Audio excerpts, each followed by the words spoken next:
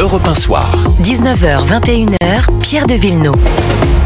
Sont avec moi pour cette deuxième heure Sébastien Ligné, bonsoir. Bonsoir. Chef du service politique de Valeurs Actuelles, bonsoir à Jean-Michel Salvatore. Bonsoir Pierre. Et bonsoir à Benjamin Morel. Bonsoir. Constitutionnaliste, maître de conférences en droit public. Et si vous avez un peu de temps, vous pouvez lire Le Nouveau Régime et l'impossible parlementarisme. C'est aux éditions Passé Composé.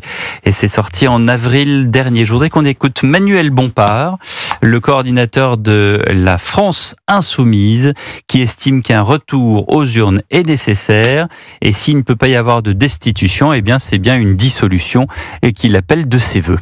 Moi, j'appelle à un retour aux urnes le plus rapidement possible, parce que la politique qui est mise en place depuis maintenant plusieurs mois dans ce pays ne permet pas de régler les problèmes auxquels nous sommes confrontés. La solution la plus raisonnable, ce serait l'organisation d'une élection présidentielle anticipée. Le président de la République est aujourd'hui responsable de la situation de blocage dans lequel est le pays. C'est lui qui a procédé à la dissolution l'année dernière. Donc si on veut vraiment régler le problème politique dans lequel on est posé, je pense que son départ est la meilleure solution. Donc clairement, vous l'appelez à la démission ce matin. Je vous pose dissolution, vous me dites je l'appelle à la démission. Je sais qu'il ne le fera pas, donc c'est la raison pour laquelle j'ai appelé avec mes collègues députés de la France Insoumise. Nous avons déposé à plusieurs reprises ce qu'on a appelé une procédure de destitution du président de la République.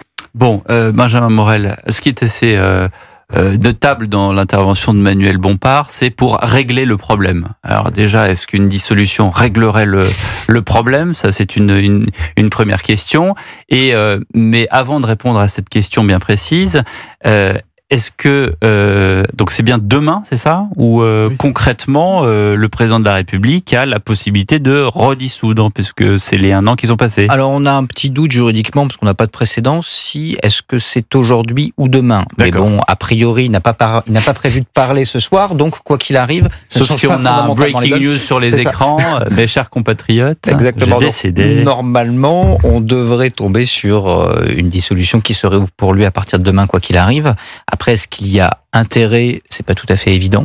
Aujourd'hui, Manuel Bompard vous explique que c'est pour régler le problème. Donc vous lui répondez non. A priori, si vous regardez un petit peu aujourd'hui la configuration de la carte électorale, si jamais on devait faire une dissolution, alors évidemment, ça présage pas de ce que pourrait donner une campagne, mais quand on regarde un petit peu les législatives partielles et les enquêtes d'opinion, on voit qu'on a une grande stabilité électorale. En d'autres termes, qu'est-ce que ça veut dire ? Ça veut dire qu'on aurait sans doute plus de députés RN parce qu'on aurait un moins bon report des voix de gauche sur le centre, a priori. On n'aurait pas beaucoup moins de députés LAFI parce que les circos LAFI sont des circos qui sont des circos fiefs, c'est des circos NUP qui ont été négociés en 2022. Plus de députés RN, mais sans doute pas de majorité absolue, pas moins de députés LAFI égale un espace du socle commun et des partis qui peuvent ne pas censurer un gouvernement encore plus réduit.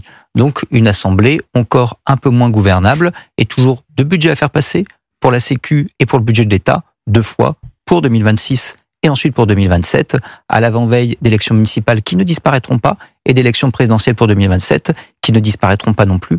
Donc je doute que ce soit une excellente idée pour la gouvernabilité et la stabilité du pays. Question pour vous, Benjamin Morel, de Sébastien Ligné. Oui, parce qu'il y a 2 visions dans cette histoire. Il y a la vision un petit peu romanesque qui consiste à dire qu'un retour aux urnes est toujours souhaitable et que finalement on ne se trompe jamais avec le processus démocratique. Et puis il y a la vision pragmatique qui consiste à dire que, en tout cas d'un point de vue de spectateur, personne n'a intérêt à cette dissolution. Et notamment, en premier lieu, Emmanuel Macron. Parce qu'imaginons, pour reprendre l'argument de Benjamin Morel, qu'il y ait une nouvelle dissolution et que finalement les 3 blocs, en tout cas en termes d'équilibre, restent plus ou moins stables et que rien ne soit forcément chamboulé, qu'il n'y ait pas de majorité absolue, voire que le chaos et l'instabilité soient encore plus fortes. Le seul sur qui la pression s'exercerait encore plus forte, c'est Emmanuel Macron.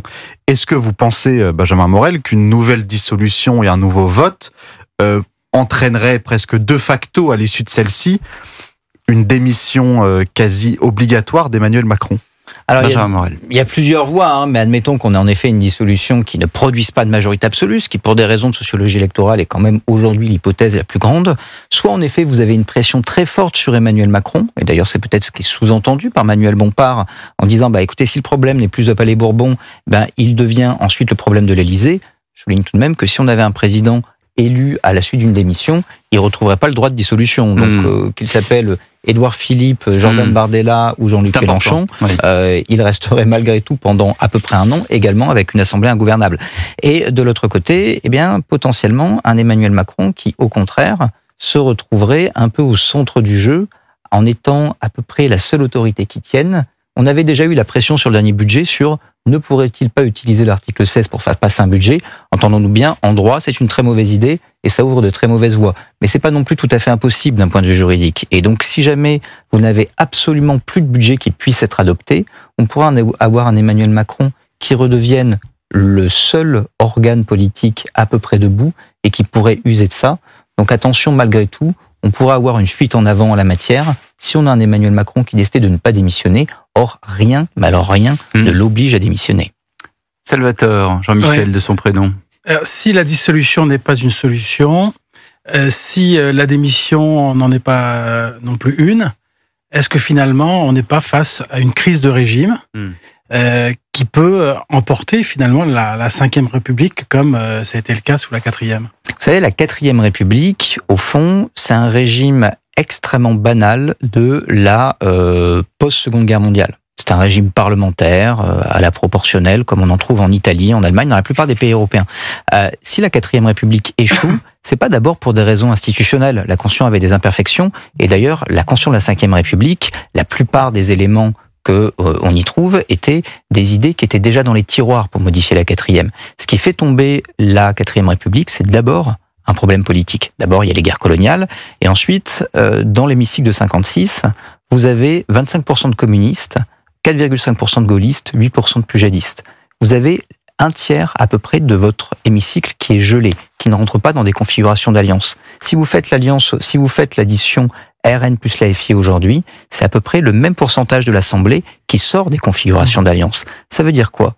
Ça veut dire que quand on change de régime, c'est pas d'abord parce que la Constitution est mauvaise. Quand on change de régime, c'est souvent pour trouver un exutoire et une porte de sortie à une crise politique. Donc quoi qu'on pense de la Constitution de la 5e République, il y a en effet le risque, si cette situation politique perdure, de jeter le bébé avec l'eau du bain et de vouloir faire peau neuve en changeant de régime, alors que le problème est aujourd'hui, quelles que soient les imperfections de la Constitution, d'abord et avant tout un problème politique.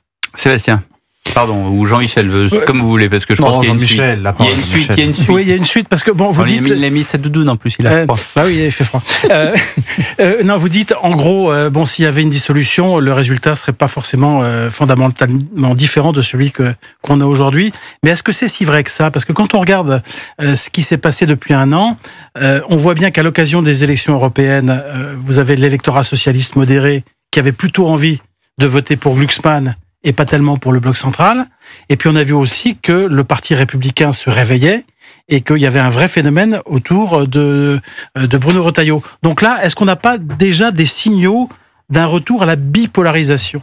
Pas vraiment, parce qu'en fait, on a 3 pôles, et au sein de ces pôles, vous pouvez avoir des rapports de force qui changent. Par exemple, l'AFI est plus faible aux élections européennes qu'elle n'est faible à une élection présidentielle.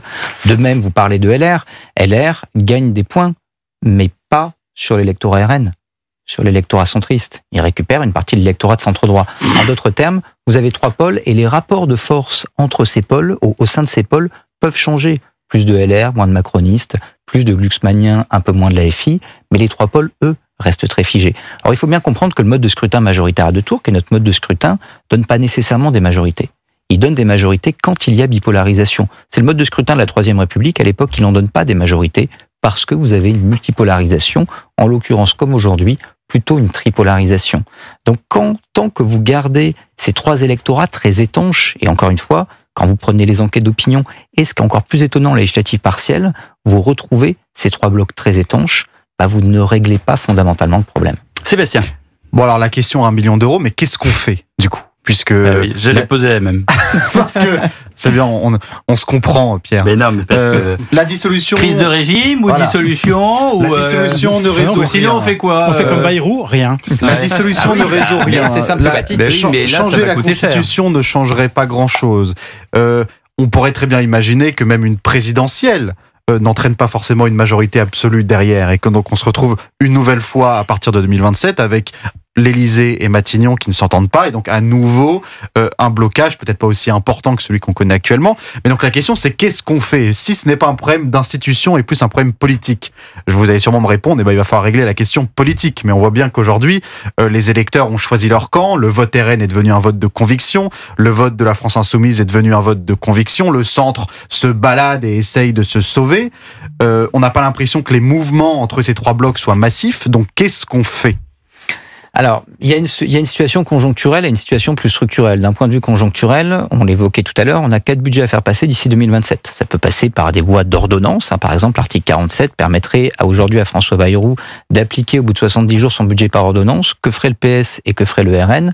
Sans doute voterait-il une motion de censure derrière. Mais on pourrait avoir un François Bayrou qui dirait « J'ai donné un budget à la France, maintenant tel Pierre Mendès France ». Je m'en vais, mais je m'en vais glorieux. Donc à chaque budget, un nouveau Premier ministre, quoi. Pas le genre, on peut avoir ça. Alors partir en disant regardez, j'ai fait le don de ma personne, etc. C'est une possibilité. Mais en revanche, derrière, ça ne règle pas le problème. C'est un peu ce qu'a fait Michel Barnier, sauf que lui n'avait pas donné de budget. Il est tombé avant. Il a été censuré. Il a été censuré. Ensuite, d'un point de vue plus structurel, en fait, il faut voir que le dilemme dans lequel on est se pose aujourd'hui à toutes les démocraties occidentales, ou en tout cas toutes les démocraties européennes sont face à cette tripolarisation. Même dans le temple de la bipolarisation, qu'est la Grande-Bretagne, aujourd'hui, vous avez une tripolarisation de fait, c'est-à-dire que le parti de Nigel Farage est aujourd'hui en tête des enquêtes d'opinion, et donc on a cette tripolarisation. Quand on regarde un petit peu ce qu'ont fait nos voisins, il y a 3 voies. Soit vous faites une alliance et un conglomérat des centres. C'est le modèle de la grande coalition à l'allemande. Ça tient, mais ça tient de manière très précaire, parce qu'au bout d'un moment, vous finissez compressé avec l'idée que la seule alternative, c'est les pôles. Et donc à partir de là, il y a un risque à terme de retrouver une configuration, à la fois un manque de représentativité, une fragilité. L'autre option, c'est d'intégrer ces pôles à la gouvernance du pays en faisant des alliances droite et extrême droite. C'est par exemple le cas en Italie. Ça a l'air très simple comme vous dites ça. Non, mais j'y viens. Ça ne l'est pas. Soit vous arrivez à trouver ensuite une alliance gauche, extrême gauche et centre. Cette rebipolarisation, le problème actuellement, c'est que les électeurs ne la veulent pas. Bien sûr. C'est-à-dire qu'une enquête que je cite souvent, ne serait-ce parce que j'en ai retenu les chiffres, une enquête Odoxa avant le premier tour des dernières législatives, 47% des Français voulaient voter contre le nouveau Front populaire.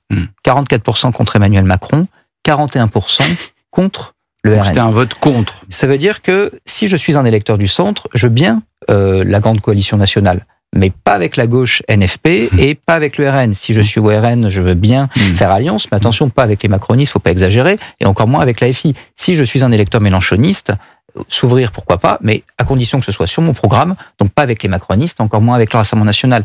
Si jamais on n'arrive pas à dépasser cette logique-là, qui n'est pas une logique propre au parti, qui est aujourd'hui une logique ancrée dans l'électorat, en effet, on rentre structurellement en crise.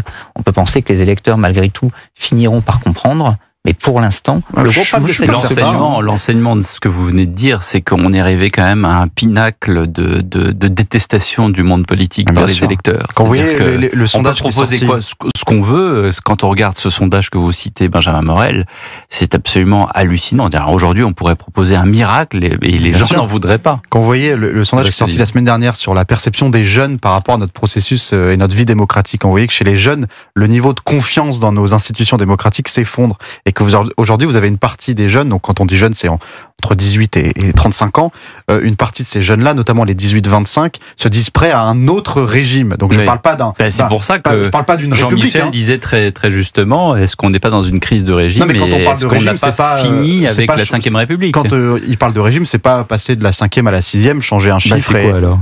Mais il y avait des propositions. Est-ce que vous êtes prêts à imaginer autre chose? Soit un régime avec une démocratie totalement participative, ouvert, où le peuple à la Suisse, donc avec une démocratie directe, avec 70 millions. Ou est-ce que vous avez des modèles plus autoritaires, type retour à une monarchie parlementaire, etc. Mais vous verrez, mais on en rigole aujourd'hui, mais vous verrez que ces options retourneront sur la table. Non, on n'en rigole pas, parce que moi je crois aussi que effectivement il y a eu d'autres régimes à la chute de Rome en 476, donc on verra bien. Merci en tout cas, cher Benjamin Morel, de nous avoir une nouvelle fois plombé le moral.